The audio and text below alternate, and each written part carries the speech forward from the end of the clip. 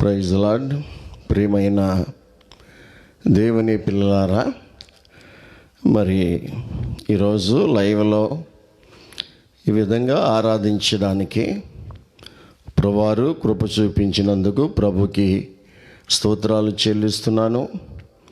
అలాగే ఈ లైవ్ ద్వారా వీక్షిస్తున్న మరి సంఘ బిడ్డలు మరి ఏ గ్రామంలో ఉన్నా, అలాగే మన స్వగ్రామంలో ఉన్న, అలాగే విదేశాల నుంచి కూడా అనేక మంది బిడ్డలు ఈ లైవ్ ద్వారా మరో వాక్యం వింటున్నారు, మరి వీక్షిస్తున్నారు. వారందరికీ కూడా మరి ఈ సమయంలో ఈ లైవ్ ఆరాధనలో ఏకీభవించిన దేవుని పిల్లలందరికీ మరి వందనాలు చెల్లిస్తున్నాను. ఈ సమయంలో కొంత సమయం మరి వాక్యాన్ని మనం ధ్యానం చేసుకుందాం. మరి అంశం ఏంటంటే నాశనము అని హెడ్డింగ్ పెట్టుకోండి. ఒకవేళ మీకు డైరీలు కానీ ఉంటే మరి నాశనము అని ఈరోజు ఈ కడవరి దినాల్లో, ఈ అంచె దినాల్లో మరి ఎక్కడ చూసినా నాశనమే జరుగుతుంది. కాబట్టి ఎక్కడ చూసినా నాశనమే జరుగుతుంది. అందుకే హెడ్డింగు నాశనము ఏ సందర్భాల్లో జరిగినాయి అనే విషయాన్ని చూద్దాం. మొట్టమొదటిగా మరి ఆదికాండము 8వ అధ్యాయంలో 11వ వచనంలో నేను చదువుతాను. నేను మీతో నా నిబంధన స్థిరపరచుదును, శరీరులు ప్రవాహ జలముల వలన ఇంకను లయపరచబడరు. భూమిని నాశనము చేయుటకు ఇక జల ప్రవాహం కలగదని పలికెను. ఈ భూమిని నాశనము చేయాలని దేవుడు మరి 4000 సంవత్సరాల క్రితం, అంటే 4000 యేసు ప్రభు వారు రాకముందు 2000 సంవత్సరాల క్రితమే మరి ఈ భూమిని నాశనం చేయాలని ఉద్దేశం కలిగి ఉన్నాడంట దేవుడు. ఈ భూమిని సృజించింది ఆయనే. అయితే నాశనం చేయాలని, ఎందుకు నాశనం చేయాలనుకున్నాడు అని చూస్తే మరి ఆదికాండం 6వ అధ్యాయంలో నరులు భూమి మీద విస్తరించారంట, బాగా విస్తరించిపోయారంట. ఎప్పుడైతే జనం విస్తరించిపోతారో అక్కడ వినాశం కూడా కలుగుతుంది. అందుకే వీళ్ళు విస్తరించిన తర్వాత వీళ్ళు విచ్చలవిడిగా జీవించడం మొదలుపెట్టారు. దేవుడు ఒక క్రమబద్ధమైనటువంటి స్థితిలో మానవుడు జీవించాలని ఆయన ఆశించి మానవుని చేశాడు. కానీ మానవుడు విచ్చలవిడిగా తిరిగితే ఆయన చూస్తూ ఊరుకునే దేవుడు కాదు. అందుకే ఇక్కడ చూసినట్లు విచ్చలవిడిగా వారు ప్రేమ పెళ్ళిళ్ళు చేసుకుంటున్నారు. ప్రేమ పెళ్ళిళ్ళు చేసుకుంటూ ఉంటే మరి ఆ రోజుల్లో నోవహ కాలంలో ఎలాగ ప్రేమ పెళ్ళిళ్ళు చేసుకున్నారో ఈరోజు కూడా పెద్దల అనుమతి లేకుండా, ఒక సాంప్రదాయబద్ధంగా వివాహాలు జరగకుండా విచ్చలవిడిగా ప్రేమ పెళ్ళిళ్ళు చేసుకుని వారి శాపగ్రస్తులై వారి సంసారాలను, ప్రేమ పెళ్ళిళ్ళు చేసుకున్న వాళ్ళు 99% ఎవరి సంసారం కూడా పద్ధతిగా ఉండదు.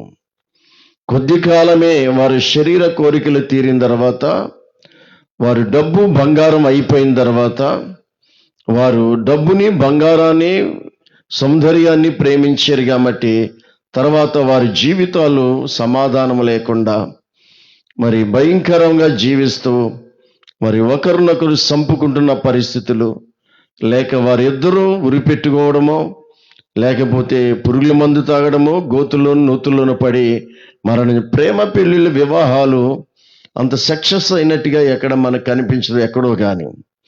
అందుకే రెండోది ఏంటంటే చూసినట్లయితే అక్రమ విషయంలో నరమాత్రులు అయిపోయారండి. దేవుడు భూమిని ఎందుకు నాశనం చేయాలనుకున్నాడంటే అక్రమస్తులు అయిపోయారంట. దేవుడు మానవుణ్ణి క్రమముగా జీవిస్తాడని దేవుడు ఆశించాడు, కానీ ఆయన ఆశలన్నీ కూడా నిరాశలైపోయినాయి. మన పిల్లల మీద మనం ఆశ పెట్టుకుంటాం. మనం ఏదైతే ఆలోచన కలిగి మన పిల్లలు మన ఆలోచనలకు తగినట్టుగా వారు జీవించాలి అని మనం కోరుకుంటాం.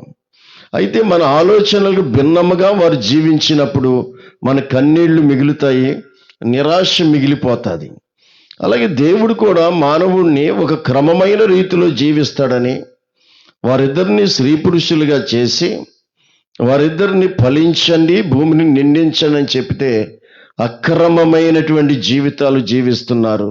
అక్రమ విషయంలో నరమాతృలైరి అని చెప్పేసి అన్నాడు. ఆయన భూమిని నాశనం చేయడానికి కారణాలు ఇన్నున్నాయన్నమాట.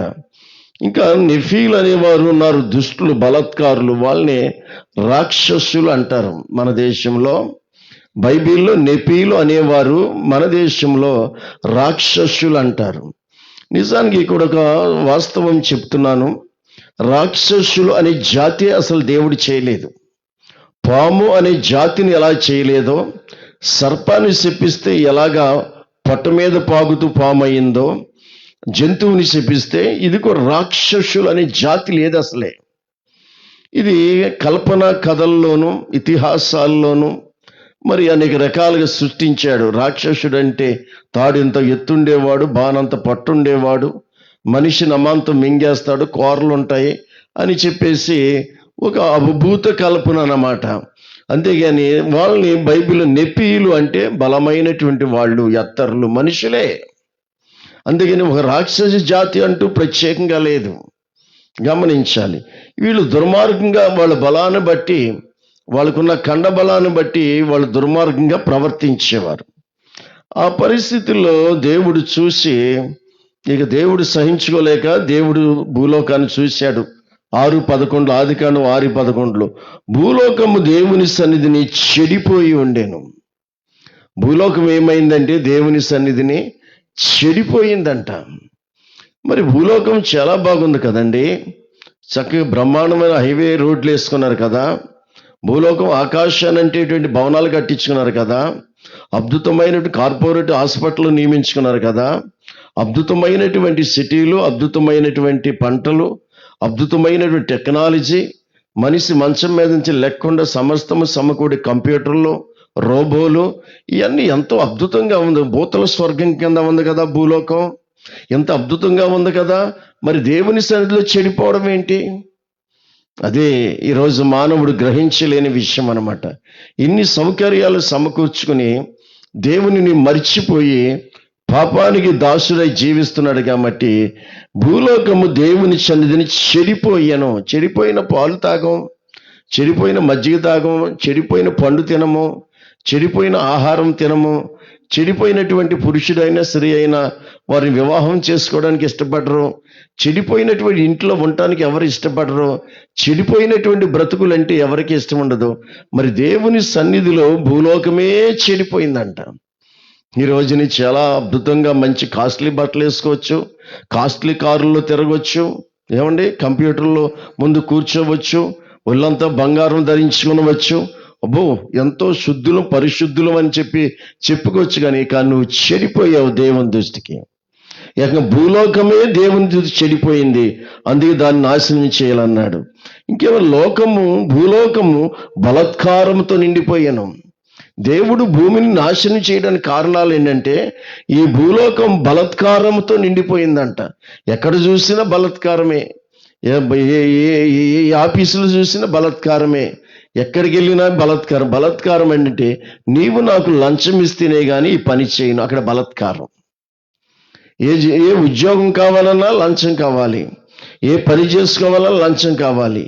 ఏమండి, నీవు ప్రపంచం అంతా కూడా బలాత్కారంతో నిండిపోయిందంటే అవసరం ఉన్నవాడు, అవసరం పనిచేసేవాడి దగ్గరికి వెళితే ఆడు అవసరాన్ని ఉపయోగించుకుని లంచం కోరి మరి బలాత్కారమే లంచం ఇవ్వలేదనుకో, కోరిన బహుమతి ఇవ్వలేదనుకో, కోరిన లంచం ఇవ్వలేదనుకో, మేము ఆ పని చేయం. నేను ఆఫీసుల చుట్టూ వారాలు తిప్పేస్తాం. నీకు సిరాకు వచ్చి నువ్వే మానేస్తాం. లేకపోతే నువ్వే అట్టుకొచ్చి వీటితో బాధపడలేమని అడిగిన లంచం తీసుకొచ్చి నీ ఒడిలో పెట్టి పని చేయించుకుంటాం. ఇలాగా భూలోకం అంతా, ఒక దేశం కాదు, ఒక రాష్ట్రం కాదు, భూలోకమంతా బలాత్కారముతోటి నిండిపోయింది అని చెప్పి, చెడిపోయింది, నిండిపోయింది. అక్కడ అండర్లైన్ చేసుకోవాల్సిన విషయం ఏంటంటే, చెడిపోయింది, నిండిపోయింది. భూలోకం చెడిపోయింది, నిండిపోయింది. దేవుడు భూలోకమును చూసినప్పుడు అది చెడిపోయిండును, భూమి మీద సమస్త శరీరులు తమ మార్గమును చెరిపివేసుకునిరి. దేవుని దగ్గరికి వెళ్ళే మార్గాన్ని చెరిపేసుకున్నారంట. మనుషులు దేవునితోటి సంబంధాలు తెగిపోయి అంట. ఆదాము వాళ్ళిద్దరిని ఏదెన్ తోటలో నుంచి బయటికి వెళ్ళగొట్టిన తర్వాత వాళ్ళు జీవన శైలిలో మారిపోయింది. వారి పిల్లలు వాళ్ళు హంతకులుగా మారిపోయారు. తర్వాత దేవునితో సంబంధాలు తెగొట్టేసుకున్నాడు. ఆ రోజు ఈ రోజు కూడా మానవుడు పరిశుద్ధంగా జీవించి పదిలిమగా జీవించే ఎవరైనా సరే దేవుని సన్నిధంటే ఇష్టపడతారు, దేవుని సేవకులంటే ఇష్టపడతారు, దేవుడంటే ఇష్టపడతారు. ఏంటి విచ్చలవిడి జీవితానికి చెడిపోయి మరి పాపంతో నిండిపోయి శపించబడిన అనుభవాలకు వెళ్ళిపోయిన వాడు ఇక దేవుని సన్నిధన్నా ఇష్టం ఉండదు, దేవుని యొక్క సేవకులన్నా ఇష్టం ఉండదు, దేవుని ప్రార్థనన్నా ఇష్టం ఉండదు అన్నమాట. అందుకే సర్వ శరీరులు తమ మార్గాన్ని చెరిపేసుకున్నారన్నాడు. అంటే దేవునితో సంబంధాలు తెగిపోయినాయి అన్నమాట. అసలు సంబంధాలు లేవు, ఎవరు వచ్చినట్టు వాళ్ళు జీవిస్తున్నారు. అప్పుడు దేవుడు అంటున్నాడు 13వ వచనంలో, దేవుడు నోవాహుతో సమస్త శరీరుల మూలముగా భూమి బలాత్కారంతో నిండి ఉన్నది కనుక నా సన్నిధిని వారి అంతము వచ్చింది. ఏమండి, ఒకసారి అంతమైపోయింది, ఒకసారి ఈ భూలోకానికి అంతమైపోయింది. ఇక్కడ గమనించాలి, అంతమైప్పుడు ఉరకలు ఊగుతున్నారు, ఊళ్ళు ఊగుతున్నారు. ప్రతి ఉగ్రత కూడా, ప్రతి శాపం కూడా ఈ రోజున ఏదో ఎలాగుందంటే వినోదం కింద ఉంది మనుషులకి. ఏమండి, ఇంత కరోనా వచ్చి ప్రజలు కొన్ని లక్షల మంది ప్రపంచంగా సరిపోతే డ్యాన్సులు వేస్తున్నారండి. కరోనా వచ్చి ప్రపంచం కొన్ని లక్షల మంది చనిపోతే చప్పిట్లు కొడుతున్నారు. కరోనా వచ్చి కొన్ని లక్షల మంది చనిపోతే రకరకాలుగా ఏంటో పిచ్చోళ్ళగా డ్యాన్సులు వేసి ఏమన్నా చనిపోవడం ఆగిందా, లేకపోతే పాజిటివ్లు ఆగినాయా, నెగిటివ్లు ఆగినాయా, ఈ వ్యాధి ఏమైనా ఆగిందా? ఏమి ఆగలేదు కదా. ఏమి ఆగకుండానే ఎందుకు ఆ పిచ్చి పనులు చూసినట్లయితే నిజంగా దేవుడు అందుకని చూసినట్లయితే మనుష్యుడు ఏం చేస్తున్నాడు ఏంటో తెలియదు. ఏదైనా సంపూర్ణంగా ఒక విజయం వచ్చిన తర్వాత మనం ఏదైనా చేస్తే అది దేవునికి మహిమ, అది మనం కూడా స్వాదిచేసిన అవుతుంది. పర్లేదు, దీన్ని జయించేమని. అందుకే చూసినట్లయితే ప్రియులారా గమనించండి, ఇటువంటి పరిస్థితుల్లో ఈ ప్రపంచం మరి భూమిని అంతం అనేది ఒకసారి జరిగిపోయింది. ఇప్పుడు అంతం అంటున్నారు. అంతం అనేది నా సన్నిధిని వారి అంతము వచ్చింది అన్నాడు దేవుడు. అందుకని ఇప్పుడు చదువుకున్న వాక్య మూలపాఠం 9వ అధ్యాయం ఆదికాండం 11వ వచనంలో అన్నాడు, భూమిని నాశనం చేయుటకు ఇక జల ప్రళయము కలగదు, జలములు ఇక లయపరచబడవు, భూమిని నాశనం చేయను అన్నాడు. ఇక్కడ ప్రాముఖ్యమైన విషయం మీకు చెప్పాలి ఏంటంటే, జలప్రళయం వచ్చేసింది. దాదాపు సంవత్సరం పైనే ఆ జలప్రళయంలో ప్రపంచ సర్వ శరీరులందరూ కూడా నాసిక రంధ్రములు ఊపిరున్న ప్రతి ఒక్కరు కూడా నశించిపోయారు. యనమండుగురే బ్రతికారు. నోవాహు భార్య, తన కుమారులు, 3 కోడళ్ళు. ఈ యనమండుగురిలో నుంచి ఈరోజు ప్రపంచం అంతా జనరేషన్. యనమండుగురిలో నుంచి ఈ రోజున ఉన్నటువంటి ప్రపంచం అంతా పుట్టుకుంటూ వచ్చారు. జలప్రళయం అయిన తర్వాత దేవుడు ఒక మాట అన్నాడు, ఇంకా భూమిని నాశనం చేయను. మరి నాశనం చేయను అనడానికి గుర్తేంటి అంటే ఒక నిబంధన గుర్తిచ్చాడు. దాన్నే మన పాఠాల్లో మన దేశంలో ఇంద్రధనుస్సు అంటారు. దాన్ని ఈ బైబిల్ని ఒంగోలు బ్రాహ్మణులతో తెలుగులోకి తర్జుమా చేయించారు కాబట్టి వాళ్ళు కొన్ని కృష్ణ, ఇంద్రధనుసు అనేటువంటి కొన్ని వాడుక మాటలు ఇందులో పెట్టడం జరిగింది. అందుకు చూస్తే ఇంద్రధనుస్సు అంటారు, దీని బైబిల్లో నిబంధన ధనుస్సు. ఏంటి నిబంధన? ఇక భూమి మీదకి ఎప్పుడు జలప్రళయం తీసుకొచ్చి ఒక్కసారి నేను నాశనం చెయ్యను అని దేవుడు జ్ఞాపం చేసుకుంటాకంట. వర్షం వస్తున్నప్పుడు మేఘాలు ఉధృతంగా ఆకాశంలో తిరుగుతున్నప్పుడు, చినుకులు పడుతున్నప్పుడు నిబంధన ధనుసు అలాగా ఆకాశంలో కనపడద్ది. దాన్ని చదువుకునేటువంటి పల్లెటూరు వాళ్ళు ఏమంటారంటే మొండి కొడవలి అంటారు. పాఠాల్లో చదువుకున్న వాళ్ళేమో ఇంద్రధనుస్సు అంటారు. చదువుకోనేటి పల్లెటూరులో మొండి భాషని మొండి కొడవలి అంటారు. 7 రంగులు కలిగినటువంటిది అనమాట. ఆ నిబంధన ధనుసు ఆకాశంలో కనిపించినప్పుడు 7 రంగులు ఉంటాయి అన్నమాట. ఆ 7 రంగుల్లోనూ చూసినప్పుడు దేవుడు జ్ఞాపం చేసుకుని చినుకులు పడుతున్నప్పుడు, మేఘాలు వృతమవుతున్నప్పుడు, అప్పుడు ఇక మళ్ళీ ఎప్పుడు నేను జలప్రలయం తీసుకురానన్నాను కదా అని చెప్పి ఆయన గుర్తు చేసుకుని ఆ జలప్రలయం రాకుండా దేవుడు వర్షాన్ని ఆపేస్తాడంట. ఆ మొండి కొడవలి ఇంద్రధనస్సు బైబిల్లో నిబంధన ధనస్సు అన్నమాట. 3 మాటలు చదువుకున్న వాళ్ళేమో ఇంద్రధనుస్సు అంటారు, పల్లెటూరులో ఉన్నటువంటి వాళ్ళేమో మొండి కొడవలు అంటారు. బైబిల్లో నిబంధన ధనుస్సు అని దేవుడు నిబంధన ధనుస్సు అని జ్ఞాపం చేసుకున్నాడు. అందుకనే ఈరోజు మరి దేవుడు భూమిని నాశనము చేయుటకు మరి ఒకప్పుడు పంపించాడు అంటే కారణాలు ఎన్నో మీకు చెప్పాను. రెండో విషయాన్ని కూడా చూద్దాం. 19వ అధ్యాయం 13వ వచనంలో, ఆది కాండము 19వ అధ్యాయం 13వ వచనంలో ఇది సొదొమ గొమొర్రా పట్టణాల గురించి. అక్కడ దేవదూతలు ఒక మాట అంటున్నారు, మేము ఈ చోటును నాశనము చేయవచ్చితిమి, వారిని గూర్చిన మొర యెహోవా సన్నిధిలో గొప్పదాయను గనుక దాని నాశనము చేయుటకు యెహోవా మమ్మును పంపిననగా. ఈ సొదొమ గొమొర్రా పట్టణాలని ఈ పట్టణాలు 2 నాశనం చేయడానికి వచ్చాం. ఎందుకంటే ఈ పట్టణాలు మొరపెట్టినాయి అంట దేవునికి. ఈ పట్టణాలు మొరపెట్టినాయి అంట, దేవా ఈ పట్టణంలో నివసించే మనుష్యులు, పట్టణాలు కదా, గొప్ప గొప్ప పట్టణాలు కదా ఈ రోజుని. ఆ పట్టణాల్లో నివసించే మనుషులు వ్యభిచారులు అయిపోయారు, పరశరీరానుసారులు అయిపోయారు, భయంకరమైనటువంటి దుష్టాత్మతో నింపబడి, కామాత్మతో నింపబడి వికార శాస్త్రాలు చేస్తూ ఉంటే వాళ్ళు ఆ భూమి అంట, పట్టణాల్లో భూమి సహించుకోలేక దేవునికి మొరపెట్టిందంట, దేవా ఈ సొదొమ గొమొర్రా జంట నగరాల పట్టణాలను పాపాన్ని నేను భరాయించుకోలేకపోతున్నాను, నేను మొయ్యలేకపోతున్నాను, దేవునికి మొరపెట్టిందంట. చూడు ఇక్కడ ఆదికాండం 18:20 ఆ మాట రాశాడు, మొరపెట్టి, మరియు యెహోవా సొదొమ గొమొర్రాల గురించిన మొర గొప్పది గనుక వాటి పాపము బహుభారమైనది గనుక నేను దిగిపోయి నా యొద్దకు వచ్చిన మొర చొప్పున ఒకవేళ మనుషులు మొరపెట్టలేకపోవచ్చు పాపాన్ని గురించి, స్వార్థపరులమయ్యో ఎంతసేపు మన గురించి మనం ప్రార్థన చేసుకునేవారం అవ్వచ్చు, లేకపోతే ఇక్కడ భూమి అయితే నా యొద్దకు వచ్చిన మొర చొప్పున భూమి మొరపెట్టిందంట దేవుని దగ్గర, దేవా నేను ఈ పాప భారం వేయలేకపోతున్నాను, ఈ పాపాన్ని నేను భరాయించలేకపోతున్నాను. భూమికి ఏది భారం అయిపోయిందని చూస్తే అరణ్యాల భారం కాదు, ఈ నదుల భారం కాదు, పర్వతాల భారం కాదు, కొండల భారం కాదు, మనుషుల భారం కాదు, కానీ మానవుడు చేసిన పాపమును చూసావా, ఈ పాపం భూమికి భారం అయిపోయిందంట. అందుకే భూమి అంట దేవునికి మొరపెడుతుందంట, దేవా నేను మొయ్యలేకపోతున్నాను, దయచేసి వచ్చి ఒకసారి నువ్వు పరీక్షించమని చెప్పేసి. అప్పుడు ఆ మొర సంపూర్ణం చేశారంట.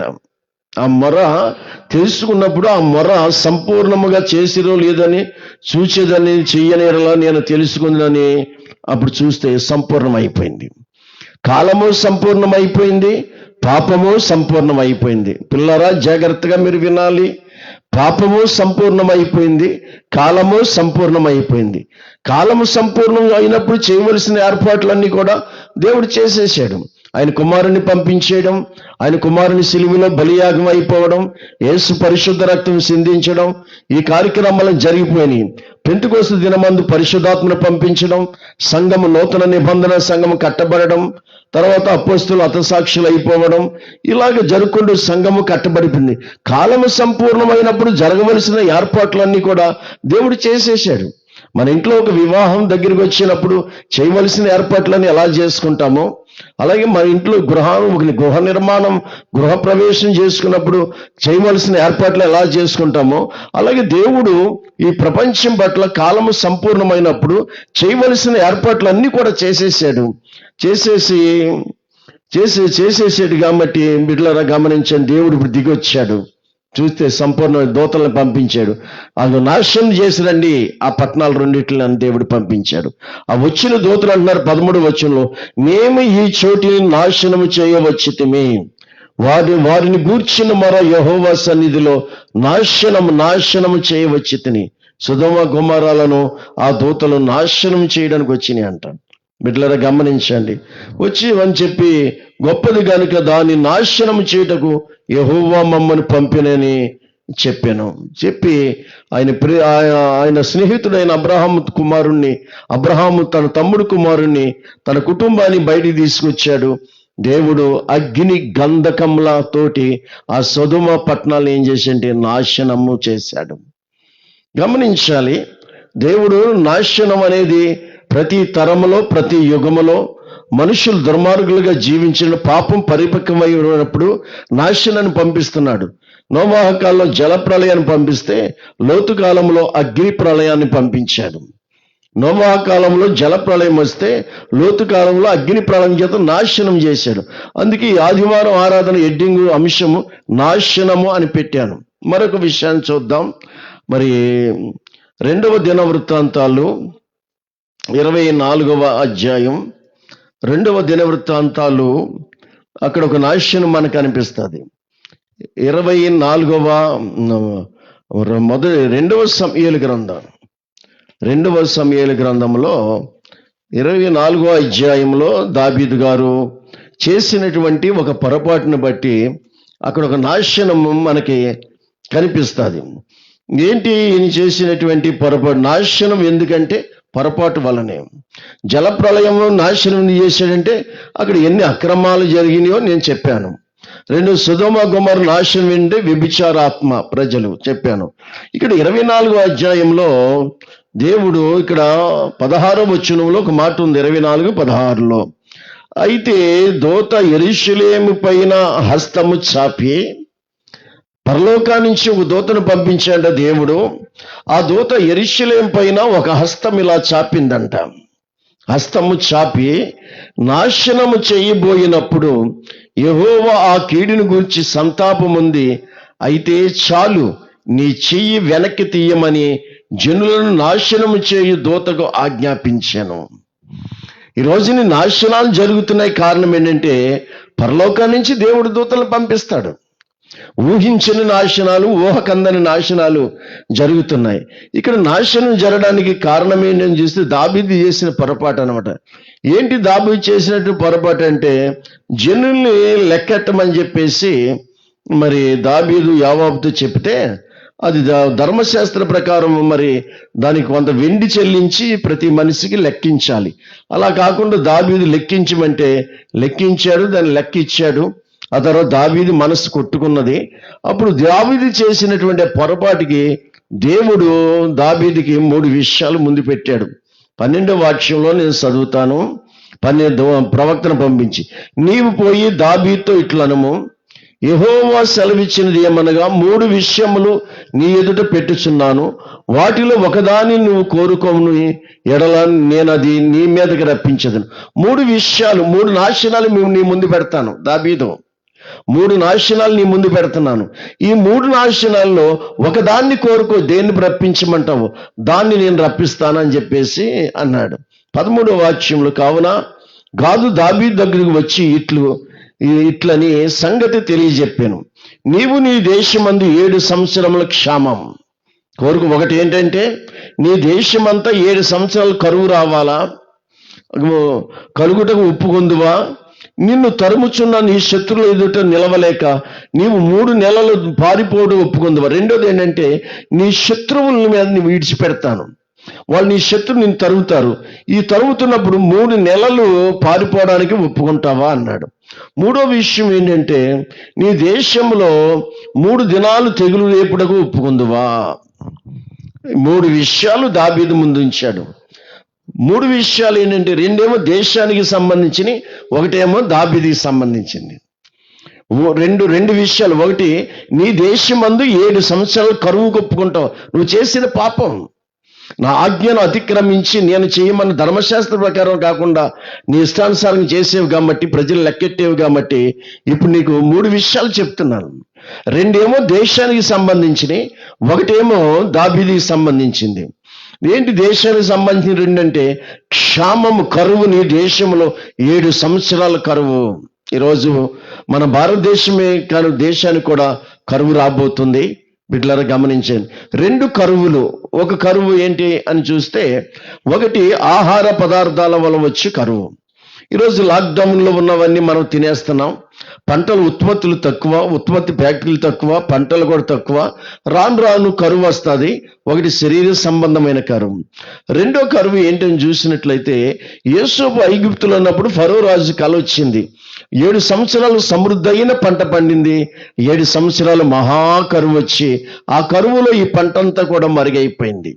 గమనించాలి. ఏంటి దానికి సాదృశ్యం అంటే, ఇదిగో 7 సంవత్సరాలు సంపూర్ణంగా దేవుడు 2000 సంవత్సరాలను బట్టి వాక్యమనే ఆహారం రక్షించబడిన బిడ్డలకి, ఈ ప్రపంచానికి విస్తారమైనటువంటి వాక్యాన్ని దేవుడు అందించాడు. ఎంతో విస్తారముగానమాట. అబ్బబ్బా, లక్షల రూపాయలు ఖర్చు పెట్టి సభల వీళ్ళకి ఇలాగే అల్లరి చేసేస్తున్నారు ఏంటి, వీళ్ళు ఇలాగా పని పాటు లేకుండా చేసేస్తున్నారు ఏంటి అని, మతం ఎక్కువైపోయింది, మతం అందరూ స్వీకరించేస్తున్నారు అని చెప్పి కొన్ని మతాలకి దడ చంపినా దేవుడికి ఏమీ నష్టం లేదు. దేవుడు వాళ్ళని మహిమలో ఉంచుతాడు. ఎన్ని మందిరాలు పడగొట్టినా దేవుడికి ఏమీ నష్టం లేదు. ఏమంటే నిజమైన మందిరాలు ఏంటంటే, మీ దేహమే దేవుని ఆలయం. మందిరాలన్నీ పడగొట్టుకున్నా కానీ ఈ దేహం అనే దేవాలయం ఉన్నది. గమనించండి. ఇలాగ బైబిల్ ఎన్ని కాల్చుకున్నా ఎన్ని పుడతానే ఉంటాయి. గమనించాలి. ఎంత కరువు అంటే చెప్పలేనటువంటి కరువు. ఇక క్రైస్తవ సమాజంలో కూడా వాళ్ళు రాను ప్రతి వాళ్ళు కూడా సేవకుడికి విశ్వాసులకి తేడా లేని పరిస్థితులు అయిపోయినాయి. కాస్త జ్ఞానం బోధించినా, కాదు వాక్యం బాగా చెప్పి వివరించినా, కాక 2 గంటలు ప్రార్థనలో ఉంచిన సిరాకులు, పరాకులు, సనుగులాట్ల వల్ల ఈరోజుని సేవకులకి బుద్ధి రావడానికి, విశ్వాసులకి బుద్ధి రావడానికి ఈ రోజుని చూసినట్లయితే ఈ కరువు, వాక్యం అనే కరువు ఈ రోజుని మనకి మూసివేయబడ్డది. యేసోబు కాలంలో 7 సంవత్సరాలు సమృద్ధిగా పంట ఎలా పండిందో, మళ్ళీ యేసోబు కాలంలో 7 సంవత్సరాలు సమృద్ధి అయిన కరువు, భయంకరమైన కరువు ఎలా వచ్చిందో ఈ రోజున వాక్యం అనే కరువు వచ్చింది. బిడ్డలారా, మనం గృహాల్లో ఎంతగా ప్రార్థనలు చేసుకున్నప్పుడు కూడా సమాజంగా కూడుకొనుట మానుకొనవద్దని దేవుడు చెప్పాడు. సమాజంగా కూడుకొనుట కొందరు మానుకున్నట్లు, కొందరు ఎలాగో దేవుడు లాక్డౌన్ లేకపోయినా వాళ్ళు దేవుని సందు కోసం రావడానికి ఇష్టపడేవారు కాదు. ఆదివారం కూడా కూలి పనికి వెళ్ళిపోవాలి, ఆదివారాన్ని కూడా వ్యాపారానికి వెళ్ళిపోవాలి, ఆదివారాన్ని కూడా ఉద్యోగానికి వెళ్ళిపోవాలి, ఆదివారాన్ని కూడా ఏదో వంకొట్టి బయటికి వెళ్ళిపోవాలి అని వాళ్ళు నిజంగా ఈ రోజున లాక్డౌన్లో ఈ విధంగా దేవుని సంది లేకపోయినా వాళ్ళకి ఇంకా మంచిది, ఇలా లేకపోతే మంచిది అనుకుంటారు. ఎందుకంటే నాశన పాత్రులు కాబట్టి, వారు ఎలాగో నాశనాన్ని పోవడానికి సిద్ధంగా ఉన్నారు కాబట్టి వాళ్ళకి ఇదిలాగే ఉండడమే మంచిది అనుకుంటారు. నిజంగా ఆత్మీయంగా రక్షించబడి ఇంత ఆత్మ కలిగినటువంటి బిడ్డలు కూడా వాళ్ళైతే, అయ్యో ఇవాళ ఆదివారం, ఇవాళ శనివారం, ఇవాళ దేవుని ఆరాధించాలి, ఆరాధన లేదే అనేటువంటి ఒక దిగులు ఉంటుంది. వాళ్ళు కనీసం వారి గృహాల్లో అయినా మోకరించి ప్రార్థన చేస్తారు. కొంతమంది అయితే పిల్లలను దగ్గరెట్టుకుని, భార్యను దగ్గరెట్టుకుని వారు పాటలు పాడుకుంటూ, కీర్తన చదువుకుంటూ, ప్రార్థన చేసుకుంటూ, ఆరాధన చేసుకునే బిడ్డలు కూడా మరి ఈ రోజున కుటుంబాల్లో ఉన్నారు. అందుకే కరువు అనేది తప్పనిసరిగా రాబోతుంది. మన దేశంలో రాబోయే దినాల్లో భయంకరమైన కరువు రాబోతుంది. ఆమోసు ప్రవక్త ఆ కరువు గురించి ఒక మాట చెప్పాడు. ఆమోసు ప్రవక్త కరువు గురించి, అది ఎటువంటి కరువు, ఇశ్రాయేలు ప్రజలను గురించి అని చూసినట్లయితే, ఆమోసు ప్రవక్త 8వ అధ్యాయము 11వ వచనంలో, నేను రాబోవు దినములందు దేశములో నేను క్షామం పుట్టింతును, నేను కరువు పుట్టిస్తాను. అది అన్నపానములు లేకపోవడం చేత కలుగు క్షామం, కరువు కాదు. అన్నపానాల గురించి కరువు కాదు. యెహోవా మాట వినకపోవడం వల్ల కలుగు క్షామం. దేవుని మాట వినకపోవడం వల్ల ఈరోజు నీ ప్రపంచం మీద కరువు రాబోతుంది. దేవుని మాట ప్రతివాడు కరోనానే పైకి లేపుతున్న కరోనా మీదే పాటలు పాడుతున్నారు, కరోనాని అడ్వర్టైజ్ చేస్తున్నారు, కరోనా గురించే ప్రోగ్రాములు చేస్తున్నారు, కరోనా గురించే అన్నీ చేస్తున్నారు, దాన్ని ఇంకా హైలైట్ చేస్తున్నారు. కానీ దేవా, ఇది వచ్చింది మా మీదకి, దీన్ని తొలగించగలిగిన సమర్థుడు నీవే అని దేవునికి పాటలు పాడి, దేవునికి ప్రార్థించి, దేవుని వైపు చూసేవాడు లేడు. దీని కూడా ఒక వినోదం అయిపోయింది. ఇంక ఈ ప్రపంచంలో ఏది శాపం వచ్చినా వినోదమే. లాక్డౌను ఇతర దేశాలు, మన దేశంలో కొంత మెరుగే. ఇతర దేశాల్లో చూస్తే వాళ్ళు బీచ్లకు వెళ్ళిపోవడం, పబ్బులకు వెళ్ళిపోవడం, క్లబ్లకు వెళ్ళిపోవడం, విచ్చలవిడిగా జీవించడం వాళ్ళకి అలవాటు అయిపోయింది. కాబట్టి చాలా శాపం. ఈరోజు దేవుని మాటను వినకపోవడం వల్ల ప్రపంచం మీదకి మరి భయంకరమైన కరువు రాబోతుంది అని చెప్పినటువంటి దేవుడు. కాబట్టి 12వ వచనం, కాబట్టి జనులు యెహోవా మాట వెదుకుటకే, దేవుని మాట దొరకదు. దేవుని మాట రాబోయేదని 7 ఏళ్ళు సంఘం ఎత్తబడ్డదంటే దేవుని వాక్యం దొరకదు. సంఘం ఎత్తబడ్డదంటే పరిశుద్ధాత్ముడు ఎత్తబడతాడు. పరిశుద్ధాత్ముడు ఎత్తబడితే ఇంకా దేవుని వాక్య సేవకులు ఎత్తబడిపోతారు, ఉండదు. అదే అంటున్నాడు అన్నమాట. జనులు వెదుకుటగా ఈ సముద్రము నుండి ఆ సముద్రం వరకు, ఉత్తర దిక్కు నుండి తూర్పు దిక్కు వరకు సంచరించుదురు గాని వారికి దొరకదు. ఆ దినమందు మరి దొరకదు అను. ఉత్తర దిక్కు నుంచి పడమటి దిక్కు తిరిగిన దేవుని వాక్యం దొరకనేటువంటి రోజులు రాబోతున్నాయి. అందుకే దేవుడు దేశానికి 3 విషయాలు దావీదు నీ ముందు పెడుతున్నాను. 2 దేశానికి సంబంధించి, ఒకటేమో పర్సనల్ నీకు సంబంధించి విషయం అన్నాడు. ఏంటి 7 సంవత్సరాలు నీ దేశం మీద కరువు రప్పించమంటావా? అమ్మో, 7 సంవత్సరాలు దేశం మీద కరువే అని చెప్పేసి దావీదు గతుక్కుమన్నాడు. రెండోది ఏంటి అని చూసినట్లయితే, నీ శత్రువుల ఎదుట 3 నెలలు నీ శత్రువులు నీ మీదకు వదిలేస్తాను, వారు నిన్ను చంపడానికి తరుగుతుంటే నువ్వు పారిపోతా ఉంటావు, 3 నెలలు పారిపోవడానికి ఒప్పుకుంటావా అన్నాడు. సరే, మూడోది ఏంటన్నాడు. మూడోది ఏంటని చూసినట్లయితే, 3 దినాలు నీ దేశం మీదకి తెగులు పంపిస్తాను. 7 సంవత్సరాలు కావాలా శోధన, లేకపోతే 3 నెలలు శోధన కావాలా, 3 రోజులు 3 దినాలు శోధన కావాలా? ఇక్కడ ఆలోచించవలసిన విషయం అనమాట. అమ్మో, 7 సంవత్సరాలు నా దేశం మీద కరువు వస్తే చాలా బాధ కదా అనుకున్నాడు దావీదు. అనుకుని రెండోది ఏమనుకున్నాడంటే, 7 సంవత్సరాలు కరువు వస్తే దేశం తట్టుకోలేను, 3 నెలలు నా శత్రువుల ఎదుటి పారిపోవాలి కదా. మనుషుల చేతిలో పడడం కంటే యెహోవా చేతిలో పడడమే మంచిది అని చెప్పి, ఈ మనుషులు తరిమితే దయాదాక్షిణ్యం ఉండదు అని దేవుని చేతిలో పడడమే మంచిదని చెప్పి 3 రోజులు తెగులు కొప్పుకున్నాడండి. 3 రోజులు తెగులు, కేవలం 3 రోజులు తెగులు కొప్పుకున్నాడు.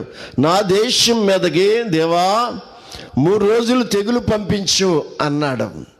ఈరోజుని ప్రపంచ దేశాల మీదకి తెగులు వచ్చింది.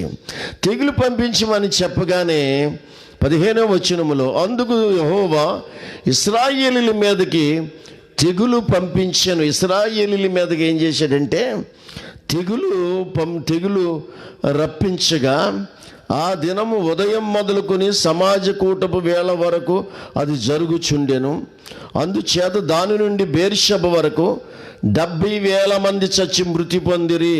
12 గంటల ఉదయం నుంచి సాయంకాలం వరకు, సమాజ కూటపు వేళ వరకు, సమాజం సాయంత్రం కూడుకునే వేళకి 12 గంటలు 3 రోజులు తెగులు ఒప్పుకున్నాడు.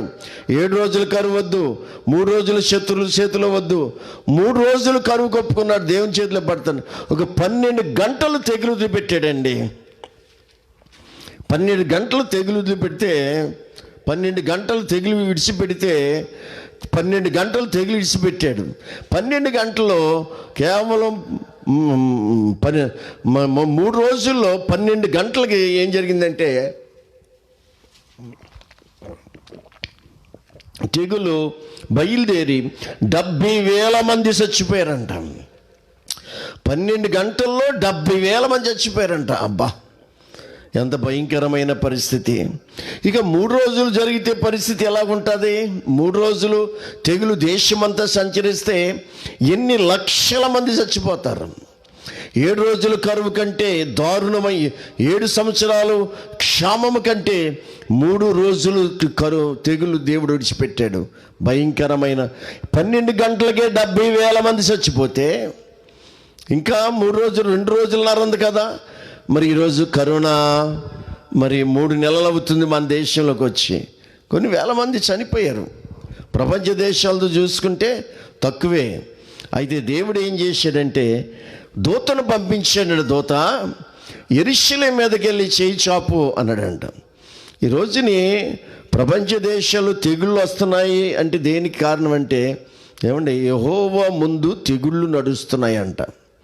యెహోవా ముందు తెగుళ్ళు, అది మనిషి ద్వారానే రాని, అది దేవుని ద్వారానే రాని, ఏ విధంగా అంటూ రాని, దైవ చిత్తము లేకుండా భూలోకములు ఏది నెరవేరడానికి అవకాశం లేదు.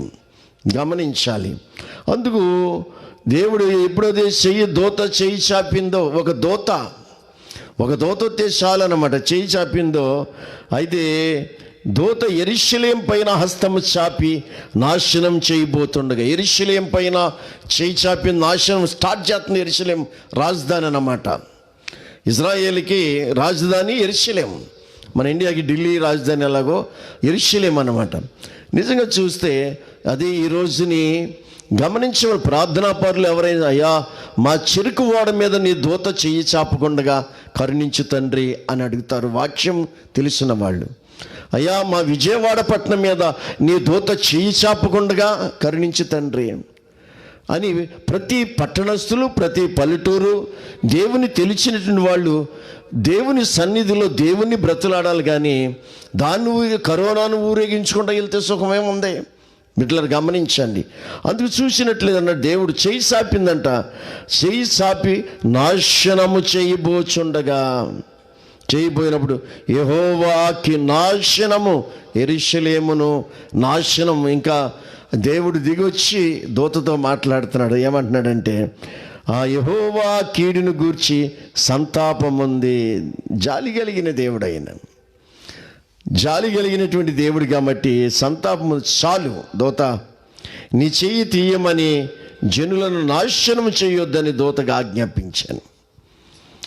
చూసారా, నాశనము చేయొద్దు అని చెప్పి దూతకు ఆజ్ఞాపించాడు. దూత వెంటనే ఆఫ్ చేసింది. అక్కడికే 70,000 మంది చనిపోయారు. మరి ఈ నాశనం ఎంతవరకు వెళ్తుందో?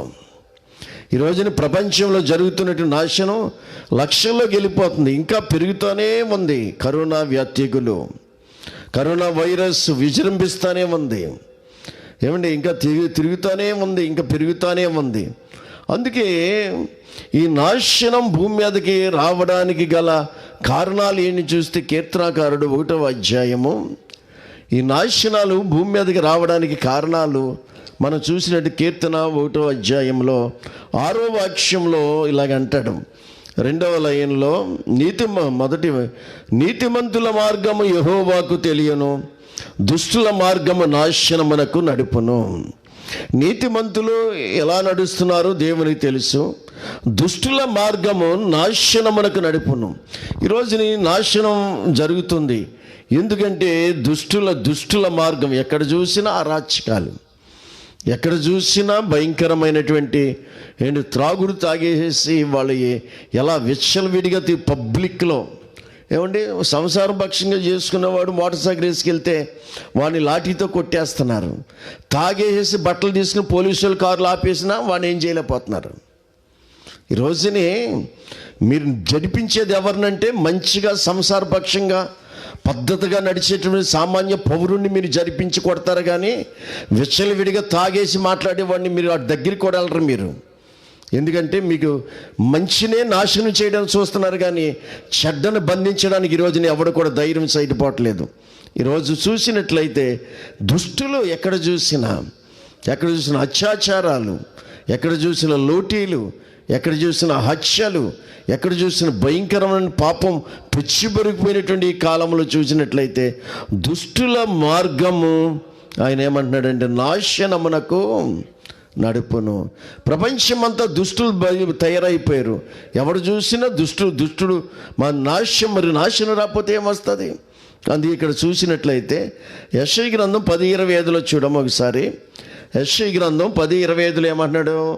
ప్రవక్త అనే యెషయా నాశనం ఏం చేస్తుందంట? ఈ దుష్టులను నాశనం చేయుటకు. ఇక్కడ గమనించాలి, దుష్టులతో పాటు నీతిమంతులు కూడా ఉంటారు. పక్కవాడు ఇల్లు అంటుకుంటే మన ఇల్లు కూడా అంటుకుంటుంది. మనం దేవుని నీతిమంతులు మన ఇల్లు అంటుకోదని ఎప్పుడు అనుకోవద్దు. నువ్వు వర్షం ఆగిపోతే దుర్మార్గుడికి పొలంలోనూ వర్షం పడదు, నీతిమంతుడి పొలంలోనూ వర్షం పడదు. వరద వస్తే దుర్మార్గుడి పొలం నాశనం అయిపోద్ది, నీతిమంతుడి పొలం కూడా నాశనం అయిపోద్ది. అందుకని నీ పొరుగువాని పాపం నీ మీదకి రాకున్నట్లు వాడిని గద్దించు అన్నాడు. నీ పొరుగువాని పాపం నీ మీదకి వస్తుంది, నువ్వు పాపం చేయకర్లేదు. నీ పొరుగోడు పాపిష్టుడైతే ఆ పాపిష్టి పని నీ మీద కూడా వస్తుంది. వాడు ఇల్లు అంటుకుంటే నీ ఇల్లు అంటుకుంటుంది. గమనించాలి. అందుకని పొరుగువాడిని పాపం చేయకున్నట్టు గద్దించు అని చెప్పన్నాడు. ఈయన్ని గద్దిస్తే ఈ రోజుని బుద్ధిమంతులు గద్దించి ఊరుకుంటారా? గద్దించు వాని మీద జనులు పగబట్టుదురు. ఏమంటే గుమ్మంలో నిలబడి గద్దించు వాని జనులు పగబట్టుదురు అని చెప్పేసి ఆమోసు మాట్లాడుకుంటూ వచ్చాడు. అందుకు చూసినట్లయితే ఈరోజుని యెషయా అంటున్నాడు, ఏమంటున్నాడు? వారిని దుష్టులను నాశనము చేయుటకు నా ఉగ్రత తిరుగుతుంది.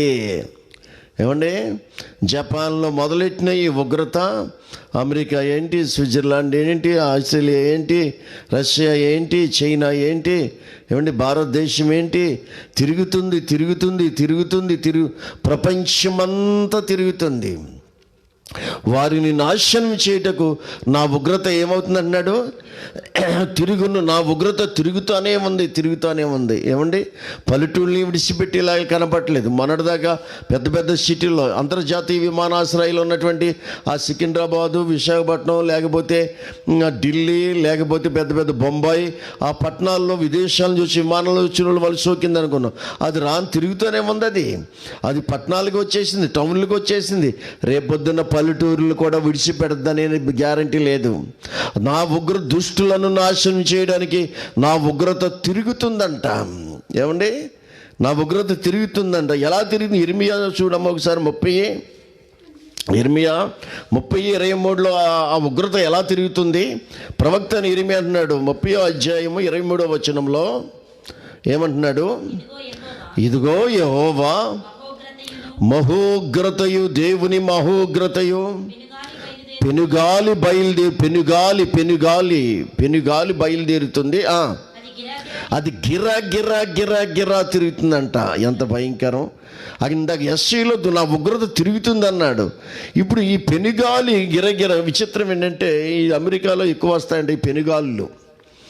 ఈ పెనుగాలని టోర్నాడో ఏదో అంటారు దాన్ని. పెనుగాలు అమెరికాలో ఇతర దేశాల్లో వస్తాయండి. కార్లు బిల్డింగ్ ఎగిరిపోతాయండి. అటువంటిది మన భారతదేశంలో ఎప్పుడు కన్నెరుగని తెలంగాణలో వచ్చిందంట.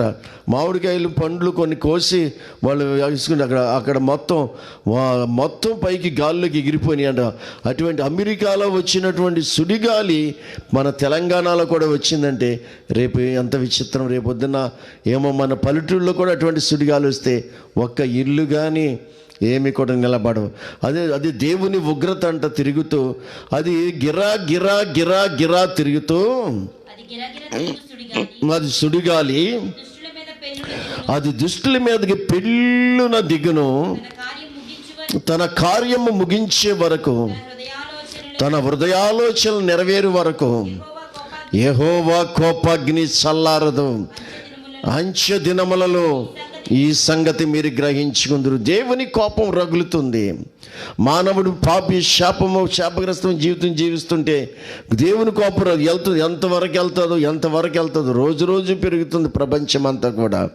అందుకని మనకి ఇటువంటి పరిస్థితులు దేవుడిచ్చేటువంటి వాగ్దానం మాట ధైర్యం అంటే సామెతలు 3:24 ప్రపంచమంతా ఇటువంటి ఉగ్రత పరిస్థితులు జరుగుతున్నప్పుడు మనల గురించి దేవుడు అంటున్నాడు 3:24 నీవు పండుకొనున్నప్పుడు నీవు భయపడవు. ఈరోజు అన్నాడు దేవుడు, నీవు పండుకొనున్నప్పుడు భయపడవు అని చెప్పేసి అంటాడు. మరి కొన్ని విశాఖపట్నం ఏరియాల్లో ప్రజలు నిద్రపోవడానికి ధైర్యం సరిపోవట్లేదంట. వెంకటాపురం ఆ ఏరియాలో ఈ యొక్క గ్యాస్ లీక్ అయిన సందర్భంలో ప్రజలు కంటి మీద కొనుక్కు లేకుండా పడుకోవడానికి అవకాశం లేకుండా భయంకరమైనటువంటి పరిస్థితులు. ఎంత భయంకరమైనటువంటి పరిస్థితి నిజంగా. మరి వాళ్ళు కొన్ని గ్రామాలు ఖాళీ చేసేసి 12 మంది చచ్చిపోయి 100 మంది హాస్పిటల్లోకి వెళ్ళారంటే ఏంటి దానికి కారణం? దెస్సలోనికల్లో అంటాడు చూడు, 5వ అధ్యాయంలో లోకులు, దెస్సలోనికల్లో పౌలు గారు అంటాడు, లేఖనాలు నెరవేర్పనమాట, లోకులు నెమ్మదిగా ఉంది, భయమేమీ లేదు. అంతే, వాళ్ళు తిన్నారు, తాగారు, ఎప్పటిలాగానే భయమేమీ లేకుండా. కరోనాలో, లాక్డౌన్లో గవర్నమెంట్ ఇచ్చింది, వాళ్ళకున్నది తిని శుభ్రంగా భయమేమి లేకుండా పడుకున్నారు, నెమ్మదిగా ఉందనుకున్నారు. గర్భిణీ స్త్రీకి ప్రసవ వేదన వచ్చినట్లు వారికి ఆకస్మికముగా నాశనము తటాసి, నాశనం అని హెడ్డింగ్ పెట్టాం ఈరోజు ఆదివారం ఆరాధనకి. నాశనము, గర్భిణీ స్త్రీకి ప్రసవ వేదన వచ్చినట్లుగా వారికి నాశనము తటస్థించును, అకస్మికంగా వచ్చును, వారు ఎంత మాత్రమునో తప్పించుకోలేని పరిస్థితులు, తప్పించుకోలేనటువంటి పరిస్థితులు. ఏమండి, ఎక్కడ చూసినా నాశనమే. ఏమంటే అక్కడ ఔరంగాబాదులో చూసినట్లయితే కూలీలు మరి వాళ్ళ అమాయకులు మూర్ఖులు అర్థం అవ్వట్లేదు. వారు నడుచుకుంటూ వస్తున్నారు, 40 కిలోమీటర్లు నడిచారంట, అలసిపోయి పడుకుంటాకి రైలు పట్టాల మీద పడుకున్నారు. వాళ్ళ ఉద్దేశం ఏంటంటే లాక్డౌన్లో బళ్ళు ఆపేశారు కదా, రావు కదా అనుకున్నారు. అసలు రైలు పట్టాల మీద పడుకోవడం ఏంటి అంత భయంకరం? ఎవరికైనా ఆలోచన రావాలి కదా. ఏదో ఒక లైట్ ఇంజిన్ ఎవడొకటి వేసి ఇన్స్పెక్షన్కి తిరుగుతూ ఉంటే గూడ్సులైనా, మరి గూడ్సులు రవాణా గూడ్సులు తీసుకెళ్తున్నాయి కదా, సరుకులు గూడ్స్ అయినా వస్తుందని ఆలోచన. ఏమండి, నాశనం అండి, బస్సులో నాశనం, విమానంలో నాశనం, ట్రైన్లో నాశనం, ఏమంటే ఫ్యాక్టరీలో నాశనం, సిటీల్లో నాశనం, పల్లెటూళ్ళలో నాశనం, ఎక్కడ చూసినా నాశనం నాశనం నాశనం. అందుకనే దేవుడు అంటున్నాడు, పండుకొనినప్పుడు నీవు భయపడవు, నీవు పరుండి సుఖముగా నిద్రించెదవు. ఆకస్మికముగా భయము కలిగినప్పుడు, దుర్మార్గులకు నాశనం వచ్చినప్పుడు నువ్వు భయపడకుందువు, ఎందుకంటే యెహోవా నీకేమై ఉన్నాడంటే ఆధారము అంటాడు. దేవుడు మనకు ఆధారం ఏంటి? నేను పండుకొని సురక్షితముగా లేచెదను అంటాడు దావీదు. దేవుని మీద ఆధారపడి బ్రతికితే, దుర్మార్గ జీవితాన్ని విడిచిపెడితే, ఇటువంటి నాశనాల మధ్యలో కూడా దేవుడు మనల్ని కాపాడుతాడంట. అందుకే మరి ఇర్మియా 9:21 కూడా చూద్దాం. 9:21 చూడమ్మా. 9:21 ఇక్కడ ఎటువంటి నాశనం జరుగుతుందంటే, వీధులలో పసిపిల్లలు లేకుండా, వీధుల్లో పసిపిల్లలు లేకుండా, రాజమార్గములో యవనస్తులు లేకుండా. రాజమార్గం అంటే యేసుప్రభుది. వీధుల్లోనూ పసిపిల్లలు, రాజమార్గంలో యవనస్తులు.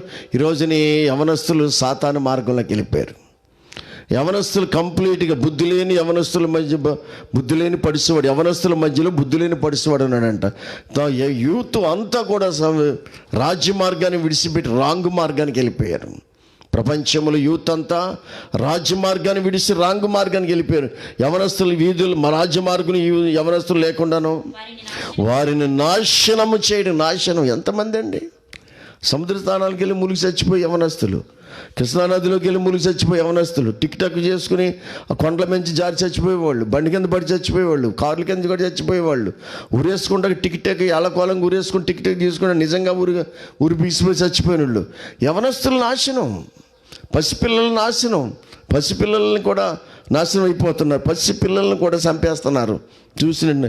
అందుకని నాశనము చేయుటకై మరణము మన కిటికీలకు ఎక్కుతున్నది. మరణం అంట కిటికీలు గుండా ఎక్కుతుందంట. ఈ మాట మనం ఆలోచించినట్లయితే రాబోయే ఉగ్రతలో మిడతల దండ్లు కిటికీలు బద్దలు కొట్టి లోనికి వస్తాయి, స్లాపులు బద్దలు కొట్టి ఇంట్లో దిగుతాయి. అదేమి ఉగ్రత, భయంకర ఉగ్రతే.